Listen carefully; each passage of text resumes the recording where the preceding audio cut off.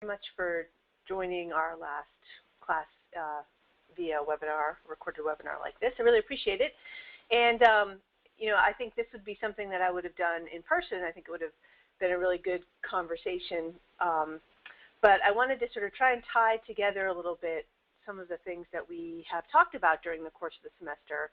And so what I've done is organize this around 10 takeaways, or 10 things that I thought, you know, if you remembered anything from the class, that these were the things that I wanted you to think about. But what I'd like you to do, though, is think about whether these are the 10 things that you think were most important, or are there other takeaways that you sort of got from this class that you feel like you know, should be added to this list. So what I'll ask is at the end, if you'll just shoot me an email with if you have some additional takeaways, or if you want to reiterate these, that would be great. If it's one thing, two things, three things, that's fine. But I'd be curious to know what it is that resonated most with you all, and if there's anything, you know, anything you think that I missed in these takeaways. So I'm not sure how long this is going to take, but let's get started. I do have, if you make it till the end, I do have a little tour of the mixed income public land use project that I live in, and so you get a chance to see that if you stay with us. So starting from number 1, I guess maybe I should have done top 10. I should have kind of down from 10, but I think one of the things that I wanted to emphasize is that, you know, there really are some compelling reasons to invest public dollars in housing that's affordable to lower income individuals. We started the class by looking at the history of federal housing policy. And there really is this long history of public involvement in housing at the federal level, which really in some ways started out as a support to the construction industry as opposed to lower income individuals. But over time, as it became clearer that the market wasn't meeting the needs of lower income households, that is, due to the cost of construction, the cost of land, the cost of labor, the amount of housing that could be built that was affordable to people who had lower incomes wasn't sufficient. And so people were living in substandard housing, people were living in overcrowded housing, they were paying a lot of their income towards housing, leaving relatively little for other things. And so there's reasons to, that's the role of government in many ways, right, is to fill a role that the market isn't able to fill. In addition, and this third point is what we didn't get a chance to talk to, because I think that was either the day that we had class canceled because of snow, or we moved things around. But I did want to spend a little bit of time talking about these benefits that are really been shown in the research that have linked safe and stable and affordable housing with really a variety of other good things. And so I'm going to talk particularly about how stable and affordable housing is associated with positive health outcomes, with positive educational outcomes for kids, and positive outcomes related to economic well-being. So there's a lot of research that has demonstrated when families spend, usually the threshold is 30% of their income on housing, or 30% or less of their income on housing, that that frees up income that those families can then spend on other things. And in particular, they're able to spend money on healthcare services, they're able to spend money on better and nutritious food and more food. And so in the research, they've really shown that families who have affordable housing have kids that are in better health compared with similar families who spend more than 30% of their income on housing. The other thing the research has shown is that, you know, when people live in affordable housing, and frankly in stable housing, housing where they feel like they don't have to worry about where they're going to move next, that ability to have a stable place to live, and I think we can all sort of understand that, it reduces the amount of stress in these families' lives, which may frankly have lots of different stressors in terms of job instability or in terms of other family instability. So having a stable home among this population has been shown to reduce mental and physical health problems among both children and adults when you look at the research. Affordable housing, particularly safe housing, decent housing, housing where the housing is of good quality, and in particular there's been a lot of research on lead and the amount of lead that's in housing that's occupied by lower income individuals and families. And so when there's affordable housing that's also of good quality, then you are reducing exposure to environmental hazards. You see there are some neighborhoods where poor families live where the number of homes that have lead still in them is extraordinarily high. I was listening to a story about Freddie Graves up in Baltimore, and the neighborhood that he lived in, Baltimore collects this data, had one of the highest rates of homes that had lead, and the highest percentages of children that had lead poisoning. And so that is a disease that should have been gone a long time ago. And if you can't access decent housing because you have very low income, then you are often still exposed to that. So the research shows that affordable housing, decent housing, can reduce exposure to those kinds of environmental hazards and therefore reduce health hazards associated with that. You know, they've been finding more and more, so going to the next point, is that having a place where people live all together can provide a platform for the delivery of health services. There's been a lot of research in particular on homeless individuals and people who are at risk of homelessness, where if you can provide them with stable housing, you can actually then use that building, that home, as a place to offer health services, to bring health services more conveniently, more cost-effectively to the population that you want to serve, instead of each individual having to go out to a hospital or a healthcare center to try and find their own health. And so there's been a lot of research that not only is this a really good thing for residents, it actually ends up being very cost-effective to get, in this case, the homeless individuals into housing. Can save in New York up to $50,000 a year per individual, compared with the cost of providing publicly subsidized health services or police services or emergency services. And so there's a cost benefit as well to providing housing and health services in one place to vulnerable populations. Finally, there's some interesting research about neighborhoods, which gets back to this idea of living in a safe and decent home, which also could think about the type of neighborhood that home would be in. If you're able to live in a house where there's more in a home where there's a neighborhood where there's more opportunities for walking, where it's safe and kids feel safe going to a playground, you really have the opportunity to provide more health opportunities like walking and playing outside and fresh air and all that good stuff. You also find if you can locate affordable housing through the tax credit or other programs in areas that are away from environmental hazards, you can then, the siting of affordable housing ends up being a really important indicator of the type of neighborhood that housing gets placed into, and then can lead to better health outcomes for individuals and families and children. So that's health.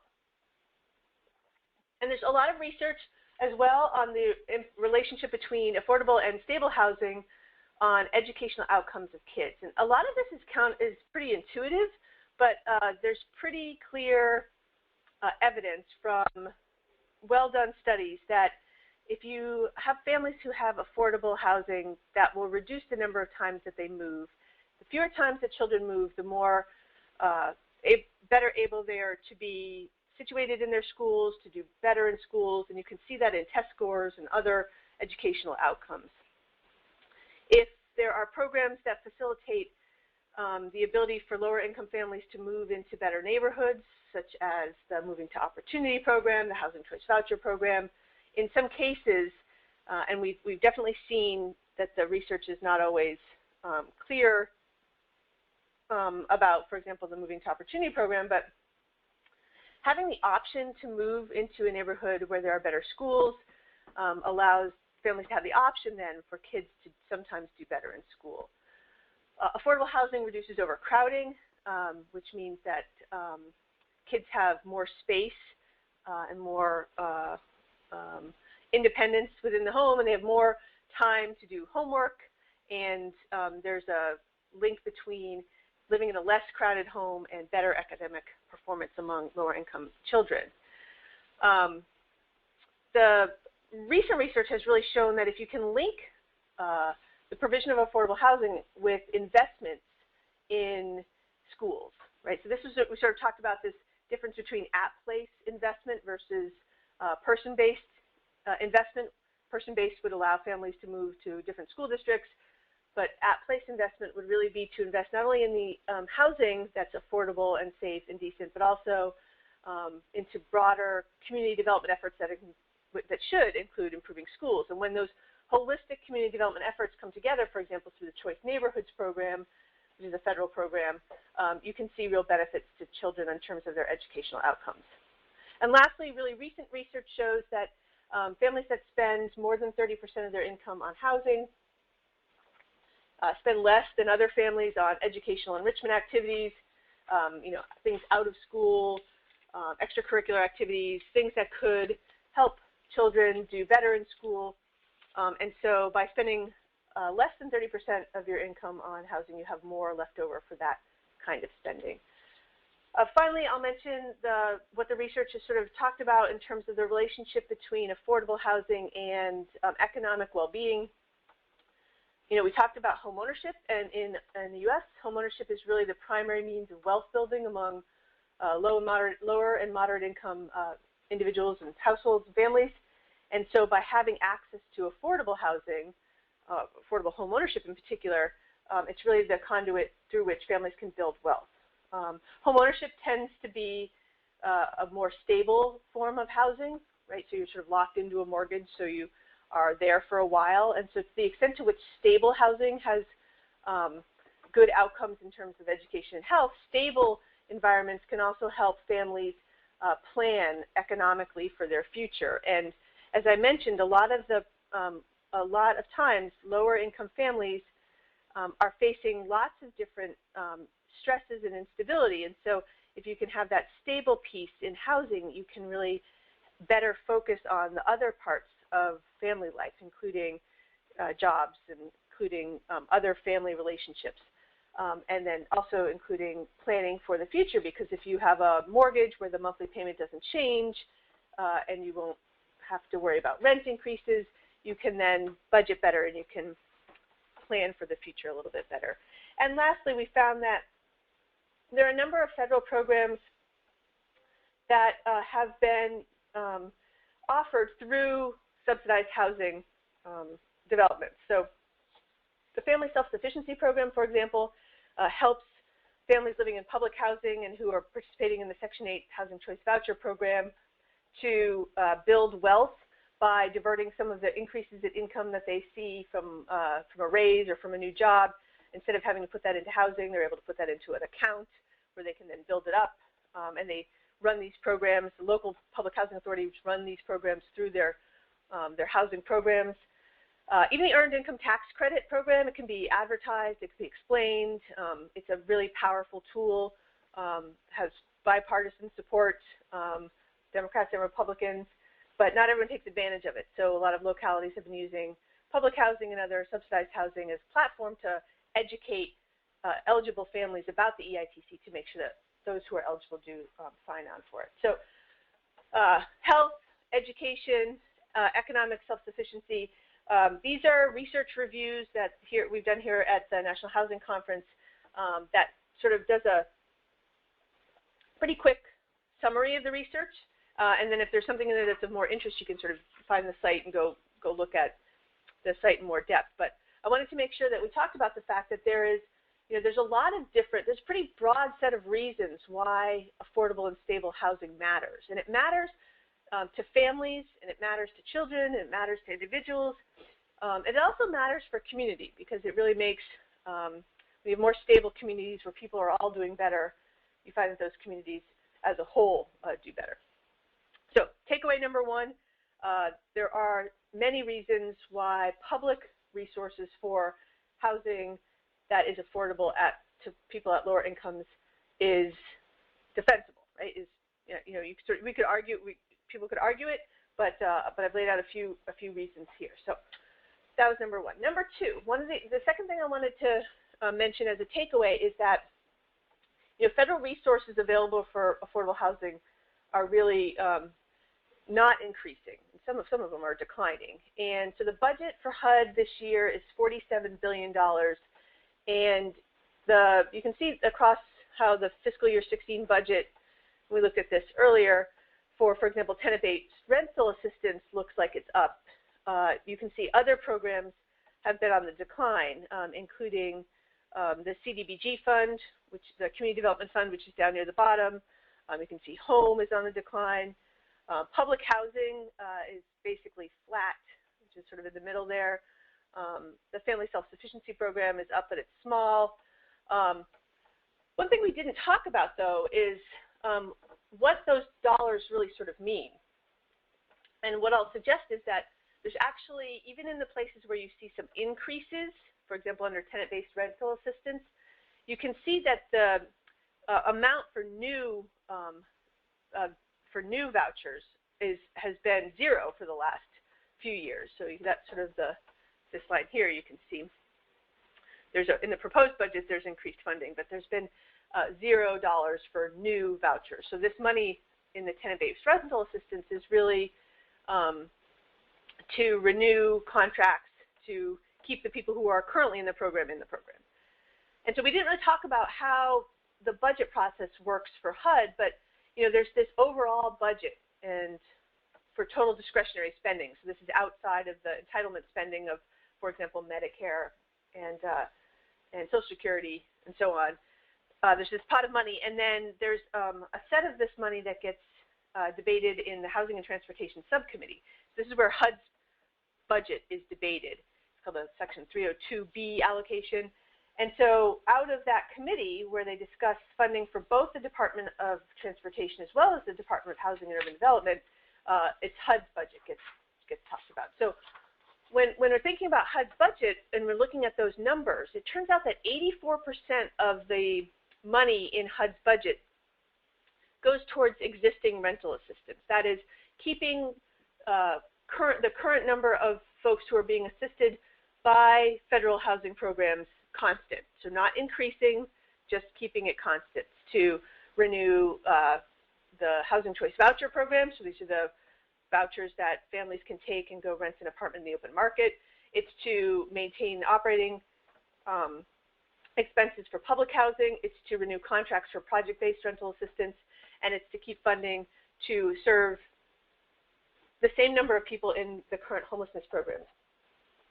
So that means that only 16% of HUD's budget then goes to everything else. And home and CDBG are the two big programs, and these are, as we talked about, these are block grant programs to local jurisdictions where they're able to use it for a variety of things, including community development efforts as well as gap financing for affordable housing, which we'll talk about.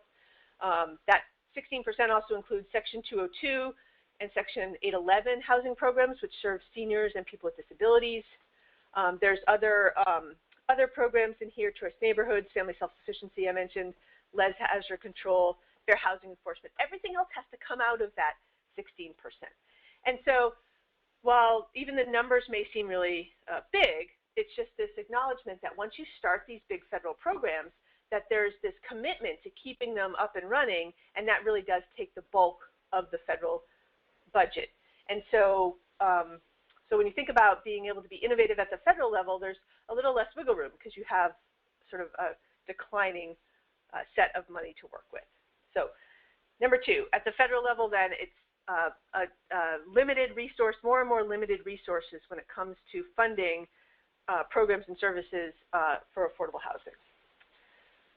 At the federal level, though, so within those constraints, there really has been an increased focus on flexibility and on using the market to find solutions to affordable housing. That is, use the market to expand the supply of housing that's affordable to lower income individuals and families with some type of subsidy from the government to leverage this public subsidy instead of having the public subsidy be the entire driver of the funding for affordable housing.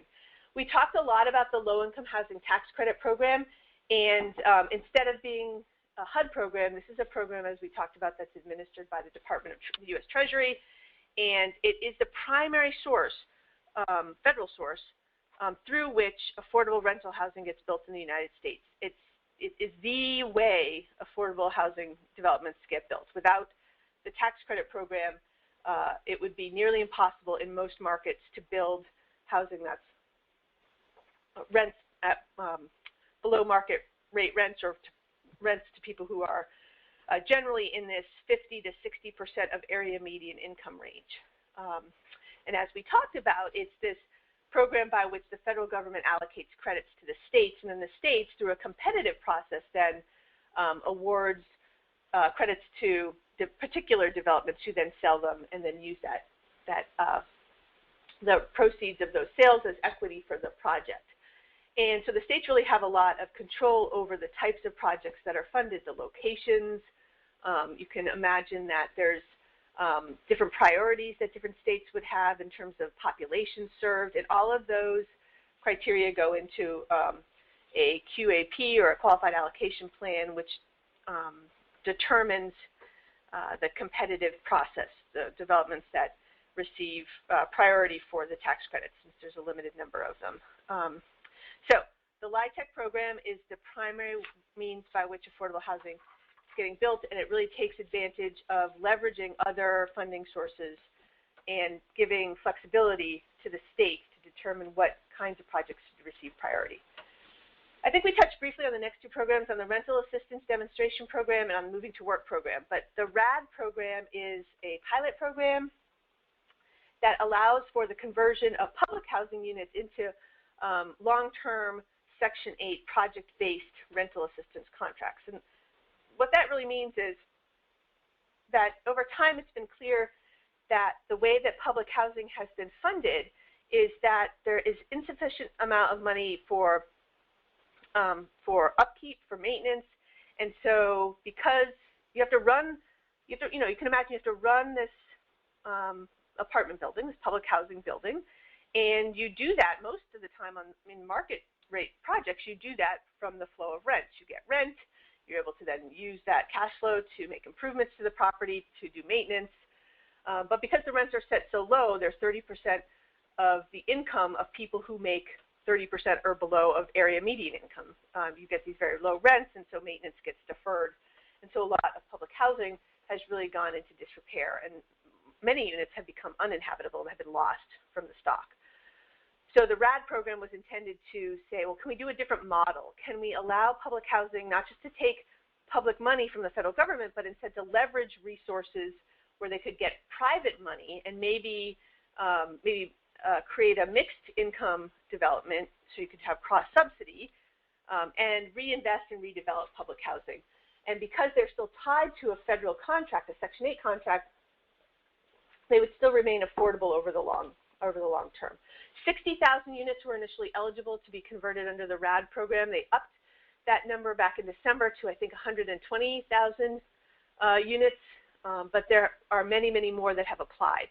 And they're in the process of evaluating this program to see how it works, what happens to the folks when they get, when the buildings get taken over and they get displaced. There's rules about having to have a plan for relocation for public housing residents, but the evaluation hasn't come out yet to sort of see what the short-term impacts of the RAD program are. But that's that kind of flexibility and leveraging private financing. And then lastly, on the flexible sort of side, there's the Moving to Work program, which provides exemptions from many rules about public housing and about the Housing Choice Voucher program to local public housing authorities. So instead of having to follow these very strict federal guidelines, housing authorities would apply for a Moving to Work exemption, and then they could do experiments, right? They could do what works for their populations.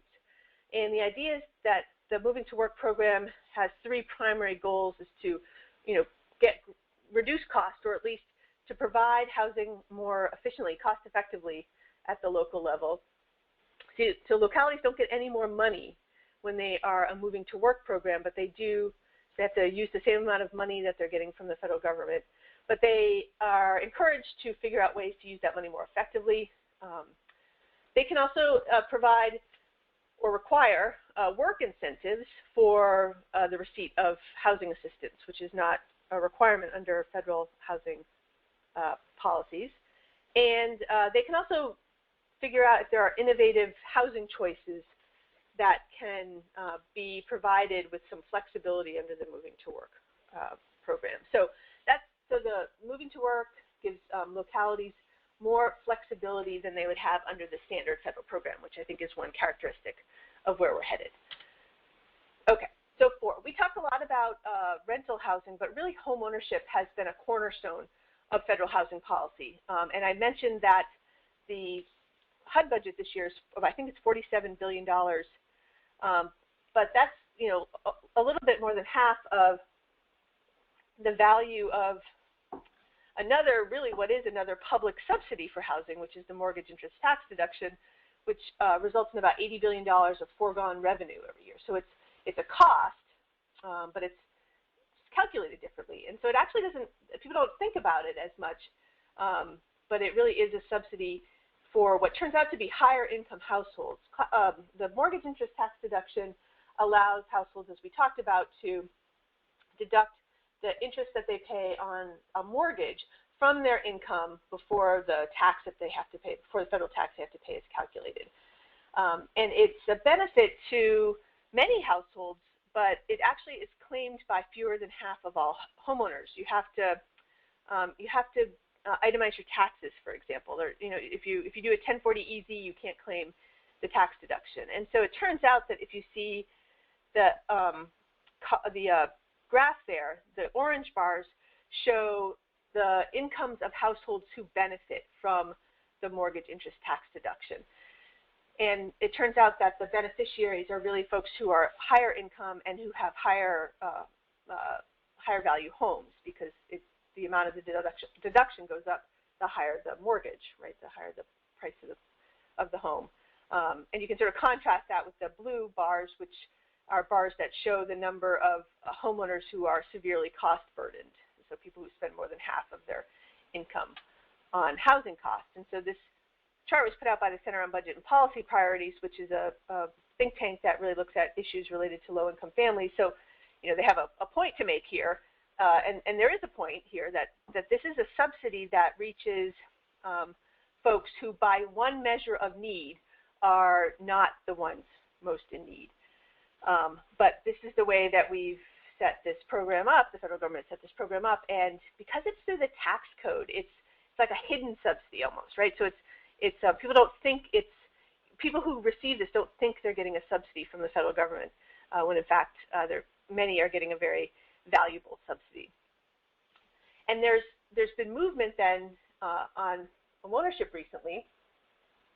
In the aftermath of the housing market downturn, the Fannie Mae and Freddie Mac were taken under receivership, and there was sort of almost a holding pattern on, okay, well, what are we going to do? What's going to be the approach to promoting homeownership? But it seems like over the last few months, it's been quite clear that the federal government's dedication to promoting homeownership is, as a goal, as a good, as something we should value, is, back up and almost, it seems, stronger than ever.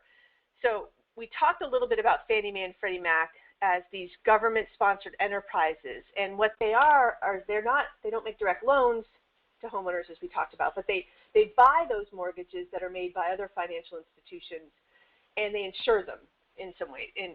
Is the way to think about it. Is that way a bank would feel a little bit more confident giving a loan to somebody, because they know if that person can't pay that loan back, that there's the federal government standing behind it who would make that mortgage whole. And there's obviously problems with that, because it might make these institutions willing to lend to less qualified buyers because they know they have this backing of the federal government.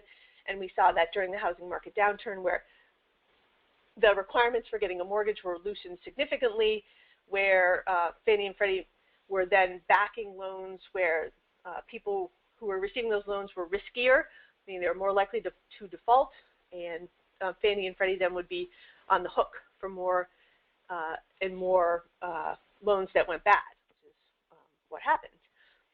So there's this question about what we needed to do. And there's a lot of debate at the federal level about what to do about Fannie Mae and Freddie Mac. Some people in Congress said that they should be eliminated altogether. that it sets up this weird incentive and that the private market should take care of providing mortgages to homeowners. But again, this is where this pull of home ownership and this focus on home ownership, particularly among more moderate income households, led policymakers to say, you know what, in order for moderate and lower income households to stay in the home ownership market, we really need this this stepping in of a Fannie Mae and Freddie Mac. We need the federal government to fill a space the market won't fill on its own. And because wealth creation through home ownership was so important in the minds of these policymakers, it's been a slow move back, but there have been some changes that indicate that Fannie Mae and Freddie Mac are not going anywhere, and they're going to continue to provide this service. Some changes include the down payment requirement was lowered to 3%, which meaning back shortly after the downturn, Fannie Mae and Freddie Mac wouldn't insure any loans where such a low down payment was required. So the higher the down payment, the more sort of skin someone has in the game, the less likely they are to default. But this reducing the down payment requirement to 3% is really a return to sort of putting more weight on getting people access to homeownership, even if the thought is that they have less money in when they originally take on the loan, so they may be a little bit more likely to default. Although the research is pretty unclear on that. There's zero down payment loans, for example, through the Veterans Administration, and their default and foreclosure rates are practically zero. They're among the lowest. So, there's a lot of debate about whether down payments and the size of down payment really does relate to foreclosure or default at all. And so reducing this 3% down to a conforming loan, and conforming loan is a loan that is of a certain size. If you go above a certain size loan, it's called a jumbo loan, and Fannie and Freddie won't insure those kinds of loans. There's a mortgage insurance premium that they had to pay, and that got reduced in December as well. Some other lending requirements in terms of all the stuff that goes into figuring out whether you're eligible for a loan got loosened a little bit. Credit requirements, for example, the amount of debt you had for other things. So this idea of homeownership as a cornerstone of federal policy is really, so you can sort of see that returning even as we see changes being made at the federal level to the GSEs. So that's 4. 5.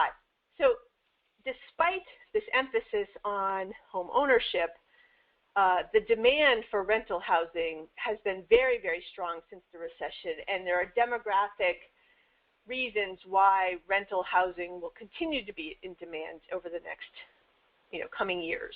And what you see here on this chart is a chart from the Joint Center for Housing Studies at Harvard that shows how there's been growth. Those bars show the percent increase or the share of renter housing growth.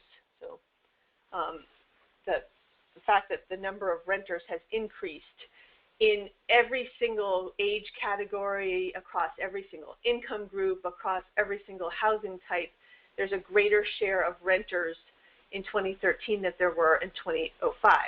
And many of these are renters by choice because they're younger, or they're more, they want to be more footloose, they want to be able to move more easily.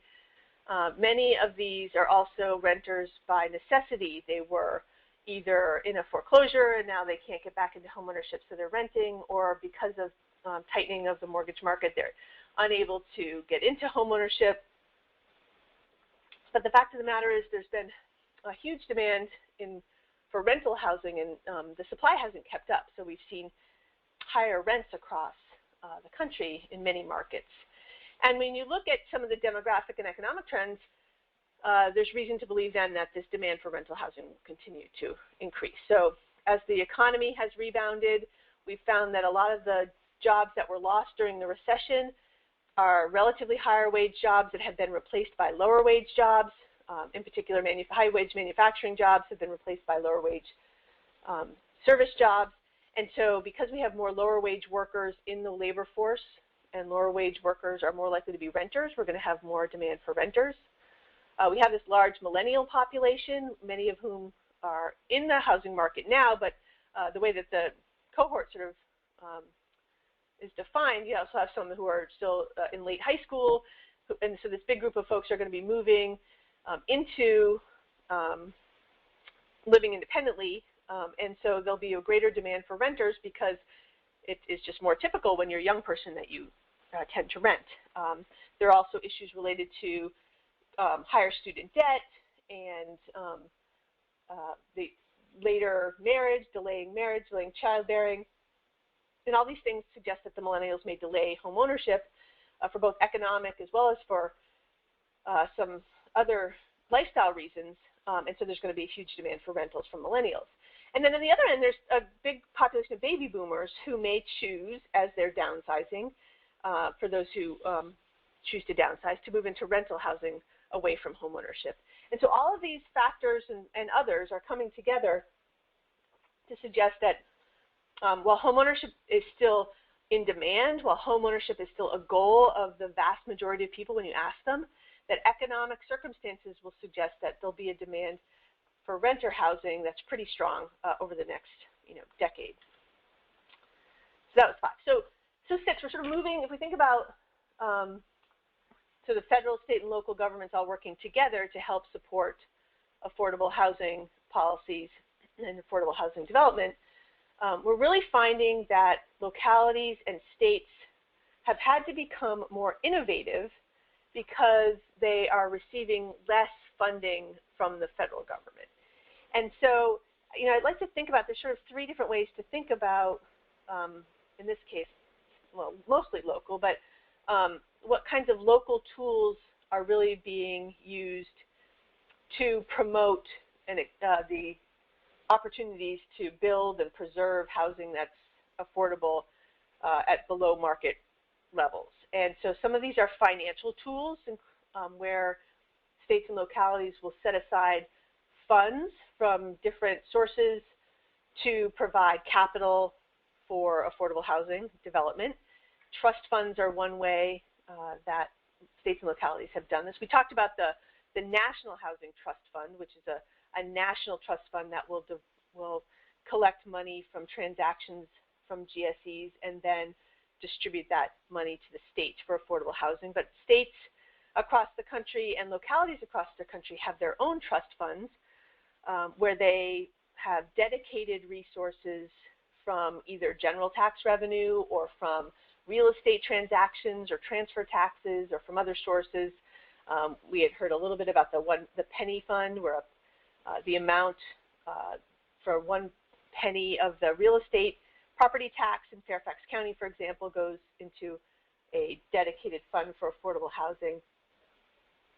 And so there are other ways that states and localities have tried to increase the amount of resources available for affordable housing development and preservation. Because as we talked about, there's this, this gap between how much you need to charge in rent, right, to make a project financially viable, and how much you might want to charge to keep rents low enough for lower income folks.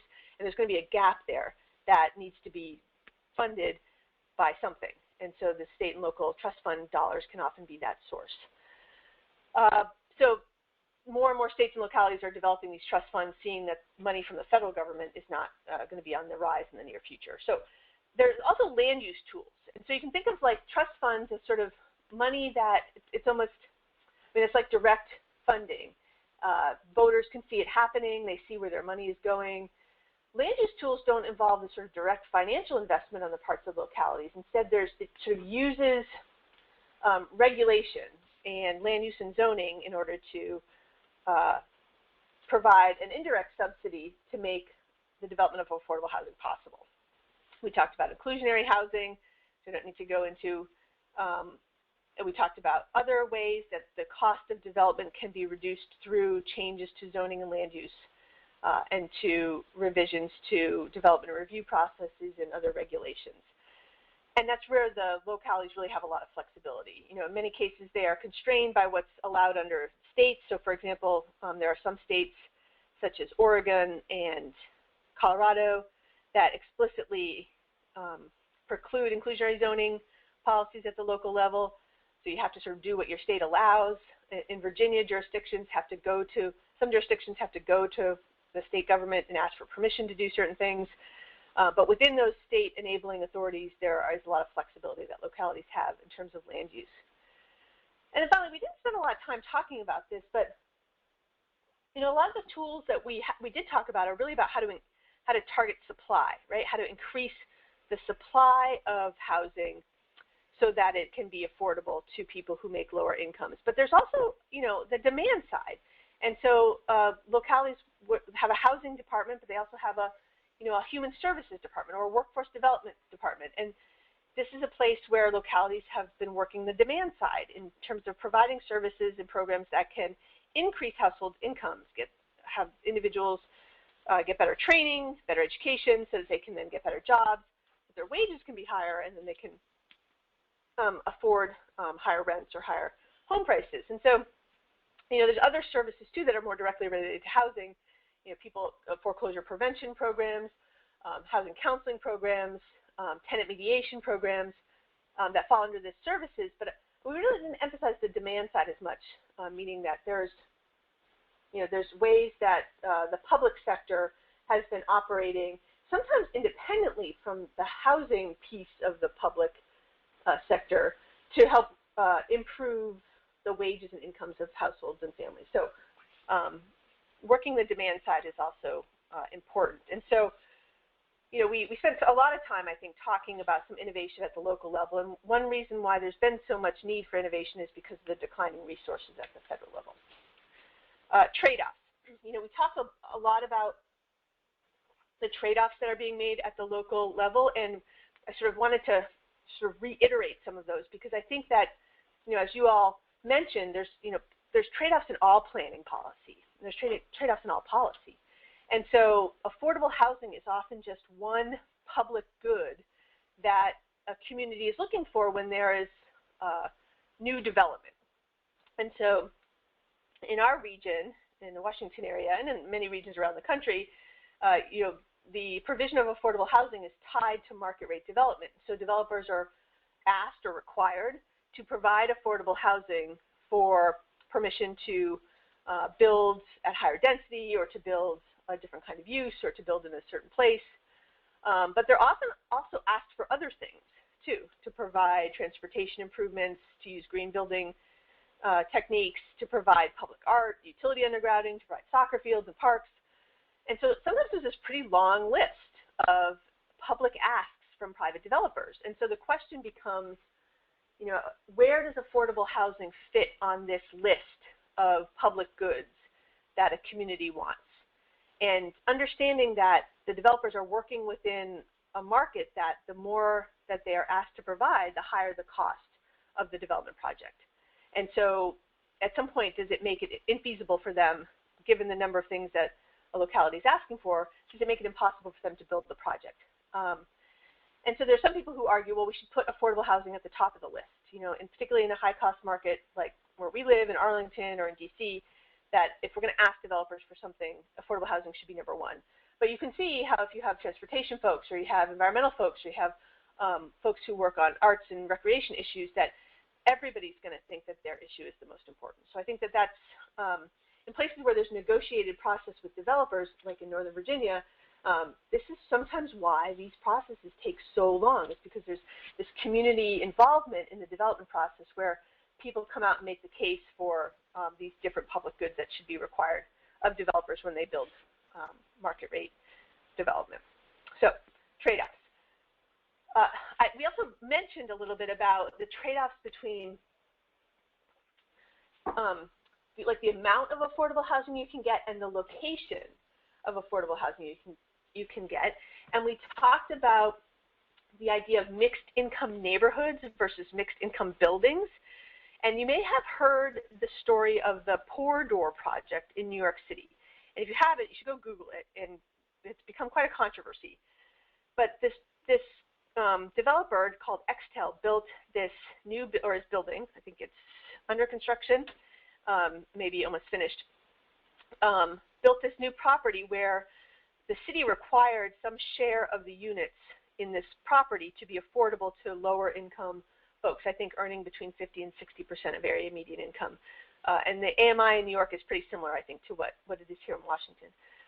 And so the Extel project was actually a condominium project, a market rate condominium project, but the affordable units were rental units, which is not uncommon and which was where the demand was, frankly. So it seemed like a reasonable tenure mix.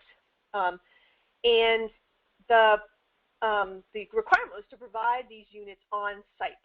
And so this means a mixed income building, technically, right? Because that's what this on-site provision means. So there's this ability across jurisdictions, I think Robert touched on when he talked about inclusionary housing, of providing affordable units on-site within the same building, off-site nearby, which Fairfax County in the Tyson's plan has that option, or instead to provide units either in a different part of the community or to provide a amount of money in lieu of the units to a fund. But in New York, they had to provide them in the same building. And so what happened was they put the rental units on the first few floors of the building, and they have an entrance, a separate entrance for the rental portion of the building, and that door got called the poor door, right? And so there's this idea that what you were doing was discriminating against lower income residents by forcing them to enter through a poor door. And there was a lot of talk that it was on a back alley. It turns out that the door is on 61st Street, it's not on an alley, whereas the other door for the condominium portion of the building is on Riverside Drive. And the developer said, well, look, the condo building has condo amenities, and it's a different kind of building, and so we did it this way to make it easier to run the condominium services, which are paid for by condominium fees from the owners. But it got a lot of flack, and it was really interesting to me that there was a lot of people who said that everything should be equal, right? That everything should be equal for the folks who are living in these subsidized units. That if the developer's going to, do a mixed income project, that everyone should be equal, and the units should be interspersed throughout, and it should be a truly mixed income building. There are other people who say, well, technically, they could have put a little space between the two buildings, and it had them called them two different buildings. And in fact, they do have a wall that separates them, and the financing for the two pieces are separate. The developer had to get two sets of financing, one for the condominium portion and one for the rental portion, out of necessity. The financiers wouldn't do it any other way. And so they're saying, well, the important thing is that, these are folks who are able to live in a neighborhood that is a high amenity neighborhood that they otherwise wouldn't have been able to afford, and that's really what's important. And so it turns out that there were 55 affordable rental units, and last week, 88,000 households applied for those 55 units, which sort of suggests that there is this demand for a neighborhood that might outpace this demand for a mixed income building per se, and that this poor door issue may in fact be overblown, maybe, I think, by some affordable housing advocates, or maybe misunderstood. I think it does get to intent. I think if there was an intent to separate and segregate, that's important to be aware of. But, I wanted to point to the picture on the right, and it's funny how this has become such a big issue in New York, where some of the solutions to the affordable housing challenge in some other places have been to create a poor door, to create English basements, or to create smaller units, or to create units that have a little bit fewer amenities so that the price points can be lower. And so the picture on Old Town Alexandria on the left is an EYA project up in North Old Town. The townhouse on the right is a market rate townhouse. I think they go for like $800,000. The townhouse on the left that's attached to it with the tree right in front of it looks identical. It's actually 2 units, and they are rental units, and they rent to individuals who have incomes up to 50 to 60% of area median income. And the one on the right will have granite and stainless steel inside. The ones on the left will be a little bit more modest in terms of kitchens and finishes. From the outside, they look very similar, but inside they're smaller, and that was one way to meet a need in Old Town Alexandria. On the right is it even like this, and that was that was a planned development. But on the right, you can see, when I heard the word poor door, I kind of thought of these English basements that there are all over Old Town, right, where you have these small little doors that you go down into and that you enter into, and there's a small apartment down in the bottom, and it allows somebody who may make a more modest wage live in a high amenity neighborhood like Old Town because they can rent a small apartment in somebody's basement. And they do enter through a different door, and it's kind of a crappy door, but it is another example, I think, of how people who want to live in a particular neighborhood may be willing to live in an actual housing unit that is sort of less desirable than some of the units that are market rate. So I think it's just an interesting conversation to have, and I wanted to make sure that we reiterated that. Finally on the trade-offs, I think, there's always going to be a trade-off with respect to the types of households that we serve, and we talked about this a little bit. You could use all of the local resources to serve the lowest income folks, people who are homeless, the people who are extremely low income, or you could spread the resources out to serve the spectrum of incomes, understanding that you might face, the sort of debate about people at higher incomes like 100%, 120% of area median income, and whether they should receive any type of subsidy from the local government when they're making, in our case, in this region, upwards of $100,000 a year. I think that the idea of how buildings are put together, mixed income buildings, the composition of buildings that are approved, and then whether local policy should really target renters versus owners. I would argue that in some ways the market takes care of that. If there's a demand for rentals, that's what's going to be proposed. If there's a demand for homeownership, that's what will be proposed. But that the local policies are really geared to be flexible to meet the needs of those two different kinds of households. So trade-offs are really important. I mean, you all have talked about this, I'm sure, in other classes, and so it's just something to come back to. Financing is very complicated, and I'm figuring that most of you all figured that out when you did your case studies. And so I've reproduced the sources of funding for the Shell project, which Lauren did for her case study. And it's a project down on Columbia Pike in Arlington. It used to be an old Shell station, which is why it's called the Shell. And you can see 1, 2, 3, 4, 5, 6, 7, 8 different sources of funding in order to be able to meet the total cost of development, which is $32 million. There were 83 units in this affordable housing project, 100% affordable, meaning 100% of the units are affordable to households earning up to 60% of the area median income.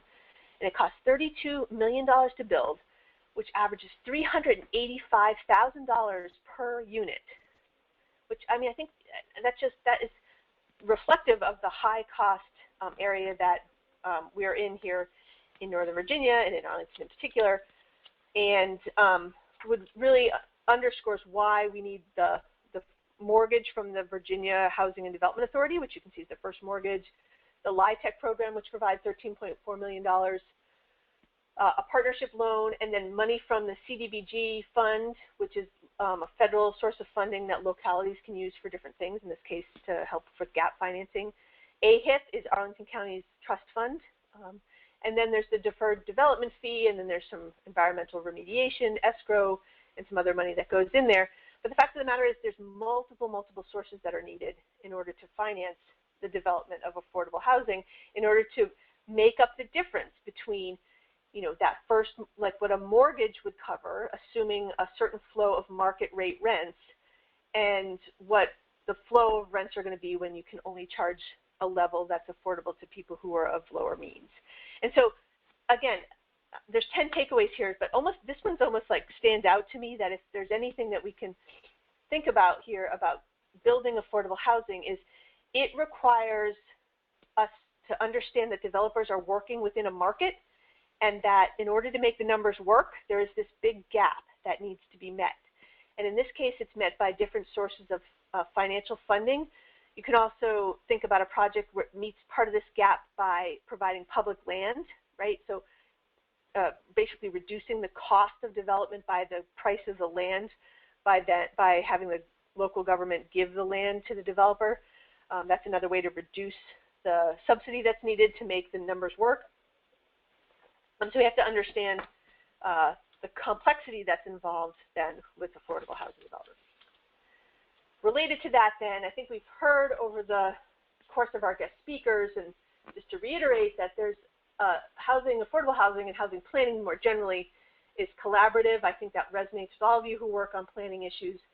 Most planning issues are collaborative. We've heard from a bunch of different partners to understand that if it's an area that you're interested in working in and learning more about, there's not just one way to go about it. I mean, you can be a housing planner at the local level, but you can work for the federal government. You can work with advocates or nonprofits, financial institutions. Increasingly, there's been interest in bringing the employer community into the conversation because they understand if they don't have housing for their employees, it's going to be harder for them to recruit and retain workers. So, for example, Google out in San Francisco is getting involved in housing issues. Microsoft's getting involved in housing issues. More locally, there's been efforts to try and get some of our local employers in the Washington area involved in housing. Marriott, for example, some of the other hospitality industries here in the area. So thinking about housing is really thinking about it as something that's collaborative and takes input from all sorts of different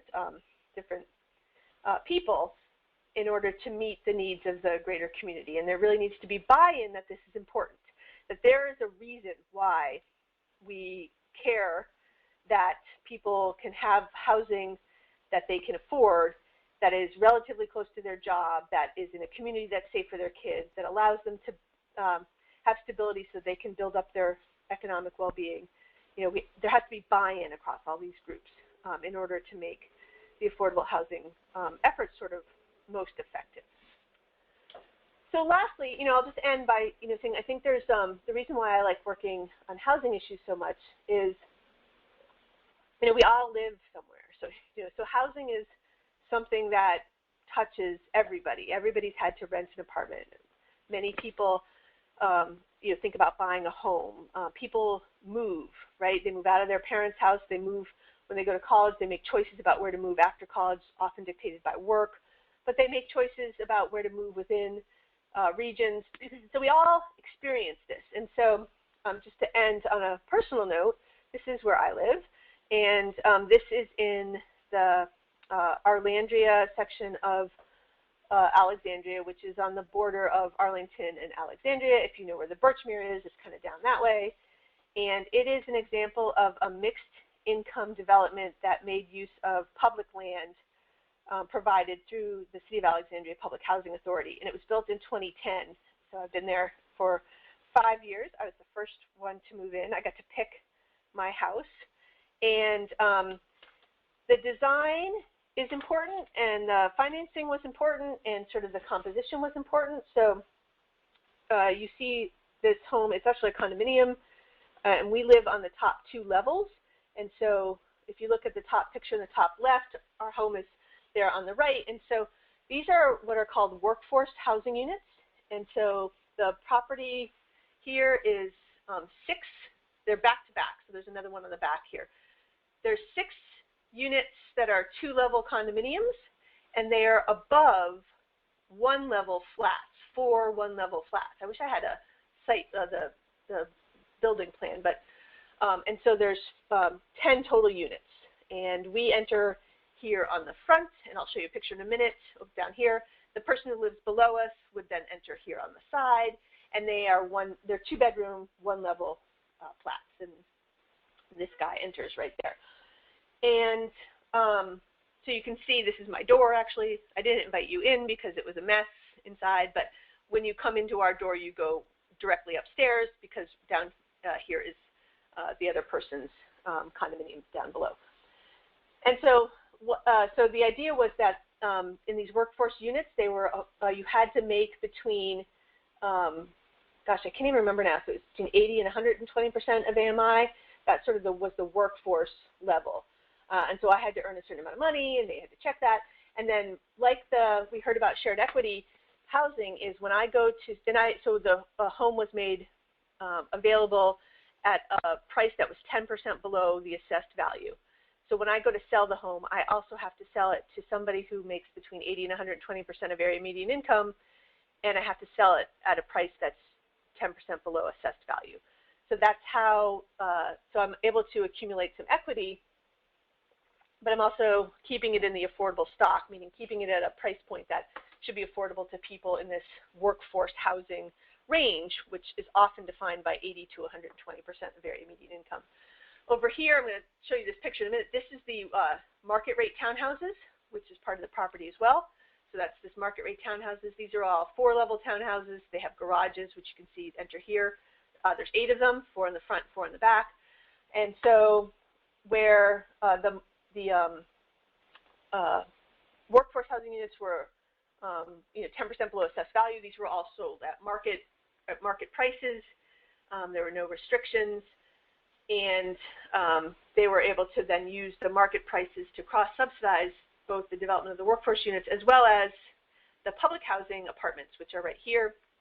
So this is the market rate, back of the market rate homes, and these are public housing apartments, rental units for people earning up to 30% of area median income. And so this whole site was public housing. And so the City of Alexandria, with a deal with the developer, EYA, said that you can use the land, our land that we own, and you have to replace all of the units of public housing that were on this land. And 18 of those units were replaced on site, and then the rest of them were replaced around the corner on Glebe Road, which I didn't take a picture of. And so we have a development where we have 18 public housing units, we have 8 market rate townhouses, and we have 10 workforce houses in one development. And just to show you the neighborhood that it's around, this is a townhouse development. This is the fence that you walk by. The fence is right over here on the left. And townhouse development was built back in the 80s. Across the street are small subsidized apartment buildings that are sort of reflective of what the public housing looked like, these 3-level brick apartments that are subsidized. And sort of it's a pretty accessible neighborhood. We're not metro accessible, but we are very close to a bunch of bus lines. We're right close to 395. We're right close to DC, and so there's this idea that creating a mixed income property would allow folks to continue to live here, to live in public housing that got some reinvestment, and as well as to create this more mixed income neighborhood overall. So that's where I wanted to end. Thank you very much for sticking with us, and I would love to hear what takeaways you all might have, and if you wanted to let me know, that would be great. I will definitely be back in touch here over the next couple weeks to send you guys back the papers that you wrote and to post grades and all that good stuff, but do stay in touch over the summer, and if you ever have any questions or want to connect on housing issues, I really would welcome that chance. So thanks so much. Good luck with the rest of the semester, and have a great summer.